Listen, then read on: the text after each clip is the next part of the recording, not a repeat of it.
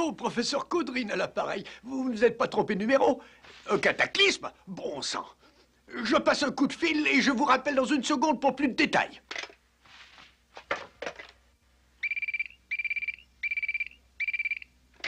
Allô, oui? Ah, bonsoir, professeur Caudrine. Hein? Mais il est couché à une heure pareille. Les robots ont besoin de repos, eux aussi, vous devez le savoir. Il s'agit d'une affaire urgente, sinon je ne vous aurais pas appelé. Il faut que je parle à Astro immédiatement. Bon, je vais le chercher. Merci. Allez, allez, dépêchez-vous. Ah, c'est toi, mon petit Astro. On vient de me signaler l'arrivée d'un cataclysme. Un cataclysme? Qu'est-ce que c'est que ça? Oui, je vous écoute, professeur. On ne sait plus à quel sens vouer. Le professeur dit toujours qu'il faut qu'Astro se repose. Et c'est lui-même qui le réveille au beau milieu de la nuit. D'accord, professeur, j'arrive. Eh là, tu pourrais quand même nous dire où tu vas, Excuse-moi, pas. On a besoin de mes services, urgent. Bonne nuit.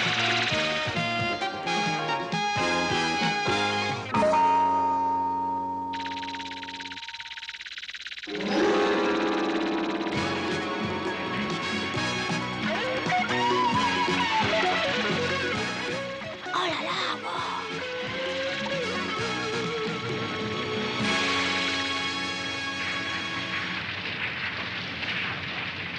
j'y vois rien. Oh, il y a quelqu'un.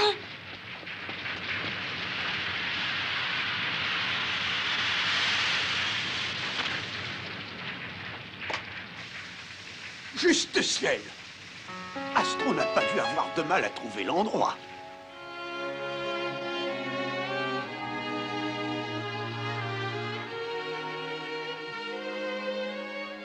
Eh ben, mon cher Goliath, vous vous sentez mieux maintenant? Vous savez qui je suis? Nos services de renseignement ont travaillé avec autant d'ardeur que nos techniciens cybernétiques. Nous en savons des choses sur vous. Ah bon? Oui, votre vaisseau en provenance de Mars s'est écrasé sur Terre. Mais nous vous avons remis en état en vous branchant même un cerveau électronique de secours. Vous êtes pratiquement normal. Je vous remercie de ce que vous avez fait pour moi. En parlant de ça, je vous présente Astro. C'est lui qui vous a sorti du brasier dans lequel vous étiez plongé. Je suis ravie de vous connaître, monsieur Goliath. Et moi donc, je dois une fière chandelle, Astro. Autre bonne nouvelle, Goliath. Nous attendons sous peu l'arrivée du docteur Maxence. Vous serez sans doute content de retrouver celui qui vous a mis au point. Certes, mais tout à l'heure, vous m'avez dit que j'étais pratiquement normal. Il me manque quelque chose? Oh, effectivement, votre tête, elle a disparu dans l'accident. Comment ça, disparu? Personne ne me fera croire que ma tête s'est volatilisée dans des conditions aussi banales que celle-là. Banal, une explosion? Je suis convaincu que ma tête a été volée. Volé? Mais non, voyons, l'impact a été d'une violence inouïe, il est normal. Non, j'ai été conçu pour supporter les pires conditions, comme celles régnant sur Mars. Le docteur Maxence s'est spécialement préoccupé de la fabrication de ma tête. C'était un instrument de travail à toute épreuve, comme il le disait lui-même. Que voulez-vous que je vous dise? Moi, nous vous avons retrouvé comme ça, un point c'est tout. Non, ce n'est pas tout. Quelqu'un a dû profiter du fait que j'avais perdu connaissance. Et même, je n'aurais pas dû perdre connaissance. Vous allez un peu loin, non? Pas du tout. Je vous répète que j'étais indestructible. Astro, tu n'as rien remarqué d'anormal en venant me secourir? Anormal, comment ça? Eh bien, je ne sais pas, une présence qui t'aurait paru suspecte. Allô, Goliath, je vois mal quelqu'un se promenant au milieu des flammes. Et d'ailleurs, va la chercher, Astro. Nous vous avons fabriqué une nouvelle tête, vous allez voir. Je la trouve pas si mal. Regardez. Ah non! Non! Je n'en veux pas!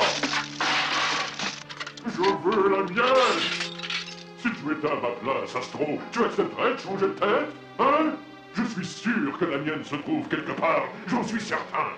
Je pense que vous devez être passablement fatigué par toutes ces épreuves. Nous allons vous laisser vous reposer. Allez, viens, Astro.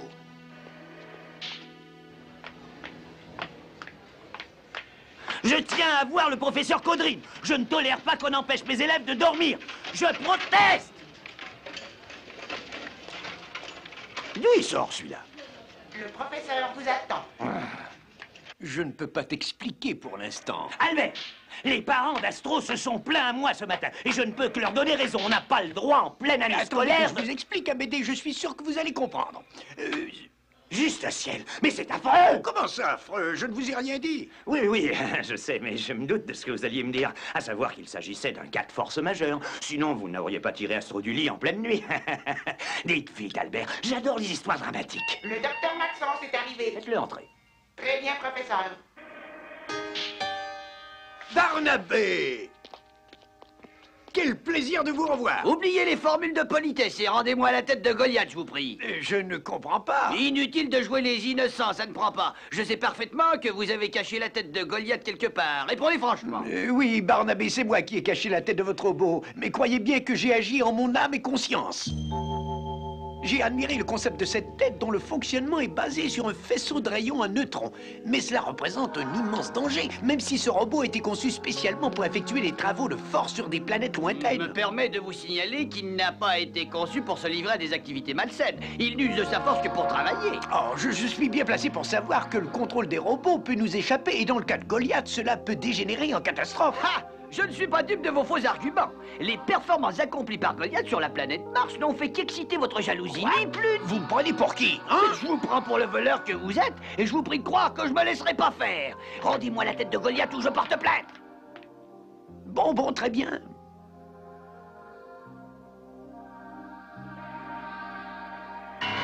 Oh! Elle a disparu! C'est pas Vous possible! voulez dire qu'on vous l'a... Volée, oui! Hein? Volé? La tête en question n'était-elle pas enfermée dans une grosse caisse métallique de couleur grise avec des renfoncements de chaque côté? Si, pourquoi? Mon flair ne m'a pas trompé. J'ai vu passer un individu suspect près du comptoir de réception et cet individu-là poussait un chariot avec votre caisse dessus. Oh, il faut essayer de le rattraper. C'est la seule chose à faire. Suis-moi vite.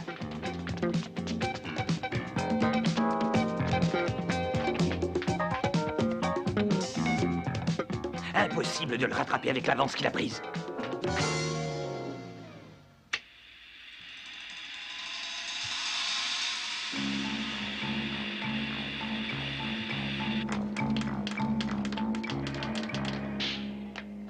Oh, malédiction! Et de ton côté, Astro? Rien, monsieur Morse. C'est votre faute, Caudrine, et je vous avertis que vous en tirerez pas avec des excuses. Professeur Caudrine, Goliath est en train de... C'est Goliath qui a fait ce ravage! Oui, professeur, il voulait qu'on lui rende sa tête et comme on ne savait pas où elle était, il a tout cassé en la cherchant. Vous voyez où cela vous amène? Si d'autres malheurs se produisent, je décline toute responsabilité. Je ne vous salue pas, Caudrine. Ah, si je me retenais pas. Mais je ne suis pas de ceux qui laissent tomber, les amis. Je vais partir à la recherche de la tête de Goliath et je vous la retrouverai. Parole de caméléon.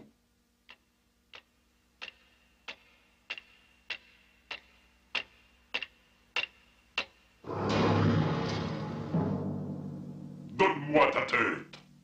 Quoi? Comme tu le vois, j'ai perdu la mienne. Il faut que j'essaie la tienne. Ça ne va pas?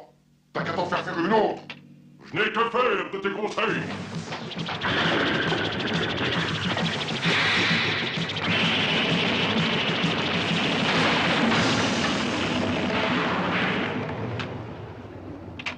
Non, de quoi j'ai l'air avec ça? Excuse-moi, une petite réparation et il n'y paraîtra plus. Goliath s'en est déjà pris à 12 robots. Je vais être obligé de prendre des mesures envers le fautif, c'est-à-dire vous. Attendez, c'est pas au professeur qu'il faut s'en prendre, puisque c'est moi qui ai pris la tête de Goliath. Tu ne me feras pas croire que cet acteur répréhensible n'était pas télécommandé. Exact, inspecteur Labrosse. C'est moi qui ai demandé à Astro de s'emparer de cette tête et le pauvre petit n'a fait que m'obéir. Je suis prêt à subir les foudres de la justice s'il le faut.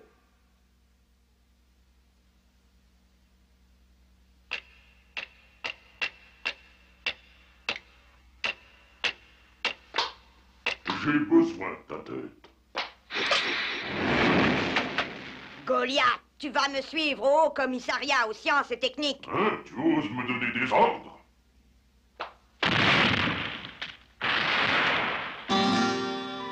Astro, je ne veux pas retourner là-bas. Je continuerai à chercher ma tête jusqu'à ce que je l'ai retrouvée.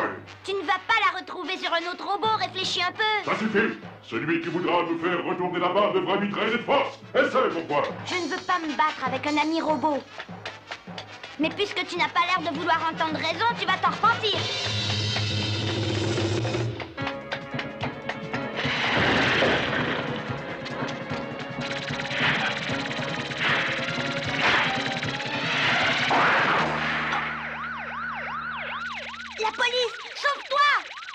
discute pas longtemps avec les autorités.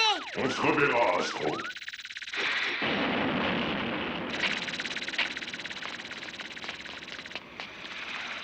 C'est quand même curieux que tu te trouves toujours sur les lieux avant moi. Goliath m'a filé sous le nez à cause de toi. En voiture, je t'embarque. Allons, inspecteur. Astro voulait bien faire. Trop bien faire.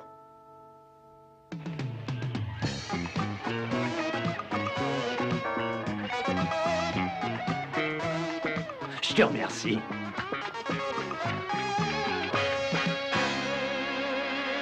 Les enchères vont bientôt commencer.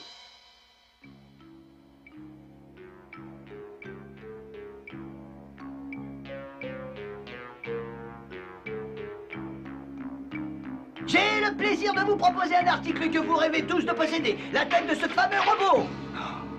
Admirez cette petite merveille. Goliath. Inutile de vous le préciser puisque vous êtes là pour ça, mais cette tête dispose d'une sorte de canon à neutrons dont la puissance dépasse l'imagination. Celui qui la possédera sera invulnérable. Il s'agit en effet de ce qu'on peut appeler une arme absolue, ce qui justifie le prix demandé. 3 millions de dollars, qui dit mieux? 5 millions. 10 millions. 50 millions. 60. Qui dit mieux? 100 millions. 100, qui a dit 100? Moi.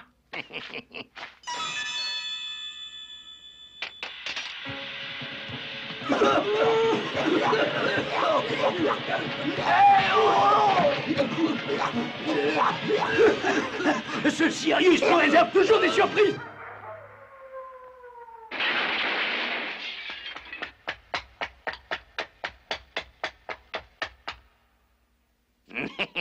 C'est toi le fameux Goliath. J'ai 2 mots à te dire, mon petit bonhomme. Ne te fâche pas, je suis venu en ami. Un ami qui possède quelque chose susceptible de t'intéresser. Ta tête, Goliath. Et oui, c'est moi qui l'ai. Où l'avez-vous retrouvé? Et ce serait long à t'expliquer, mais nous prendrons le temps qu'il faudra. Allô? Oui, ne quittez pas. Astro! J'y arrive pas. Astro à l'appareil. Hein, Goliath? Mais d'où tu m'appelles? J'arrive immédiatement. Astro! Hey! Un petit instant. Hey! Il y a des fois où je me dis que les bonnes vieilles fessées de jadis avaient du bon.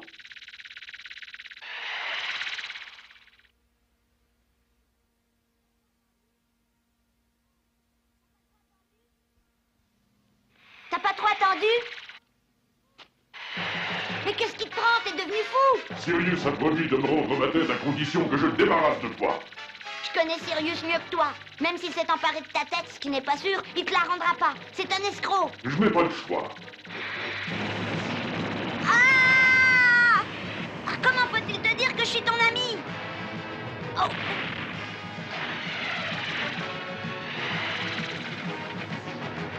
Hein? Ma tête! Oh! Attention!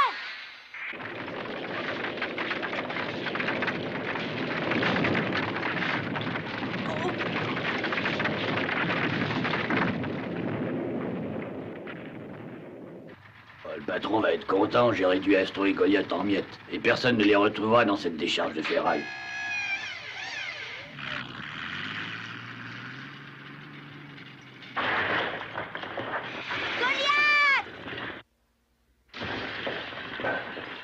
C'est ma propre tête qui a tiré sur moi.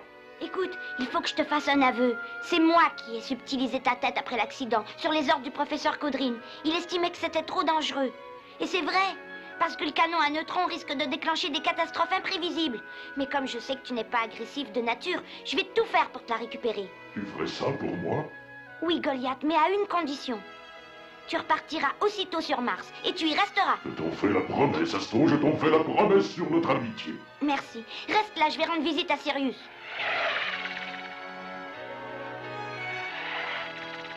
Ma super oreille va me diriger sur son repère.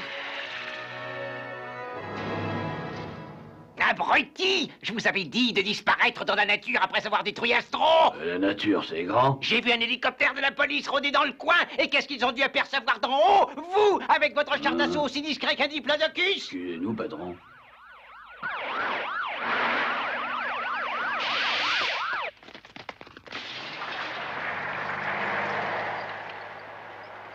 Oh, bonne mère, le canon à neutrons. Mais c'est pas possible. Ces idiots t'ont manqué, mais moi, je te raterai pas.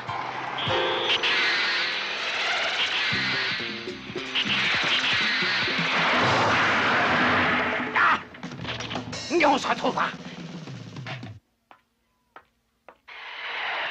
Non! Je t'interdis de toucher à la tête de Goliath. Elle est à moi. Non, elle est à lui, et je lui ai promis de la lui rapporter. Ne fais pas ça, Astro. Je t'ai expliqué que cette tête représentait un danger immense. Je sais, professeur. Mais Goliath m'a juré sur notre amitié qu'il retournerait sur Mars et qu'il n'en bougerait plus. Mais on ne sait jamais. Je suis prêt à prendre tous les risques pour aider un ami.